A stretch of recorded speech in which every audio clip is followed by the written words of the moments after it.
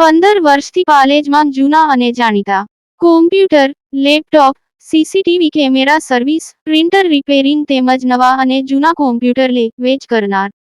Admission form તેમજ તમામ સરકારી ફોર્મ ઓનલાઈન ભરી આપવામાં આવશે. અંકલેશ્વરમાં કારના ચોરખાનામાં છુપાવી દારૂની હેરાફેરીનો પોલીસે પર્દાફાશ કર્યો. 901 બોટલ સાથે બુટલેગર ઝડપાયો. અંકલેશ્વર જીઆઈડીસી પોલીસે ભટકોટરા ગામના નોબલ માર્કેટ સ્ટ્રીટ લીજા એન્ટરપ્રાઇઝના ગોડાઉન ખાતે દરોડો પાડી મહિન્દ્રા ગાડીમાંથી વિદેશી દારૂનો મોટો જથ્થો ઝડપી પાડ્યો હતો.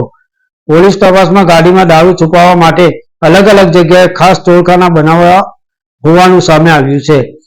પોલીસ સૂત્રોમાંથી મળતી માહિતી મુજબ સફેદ કલરની મહિન્દ્રા કારના આગળના અને પાછળના બમ્પર વચ્ચેની સીટ નીચે તેમજ પાછળની બ્રેક લાઇટ પાસે ચોરખાના બનાવવામાં આવ્યા હતા.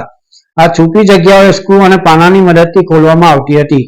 ચોરખાનામાંથી ભારતીય બનાવટના વિદેશી દારૂની 180 મિલીની કુલ 901 બોટલો મળી આવી હતી. દારૂનો જથ્થો બિન અધિકૃત રીતે વેચાણ કરવાના હેતુથી ગાડીમાં ચોરખાના બનાવી તેમાં છુપાવી અંકલેશ્વર સુધી લાવવામાં આવ્યો હોવાનો આરોપ છે.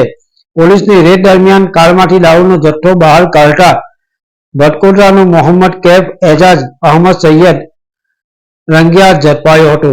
જપ્ત મુદ્દામાલમાં દારૂની કિંમત 1,67,586, મહિન્દ્રા ગાડીની કિંમત 5 લાખ અને મોબાઈલ મળી કુલ 6,72,586 નો મુદ્દામાલ પોલીસે કબજે કર્યો છે.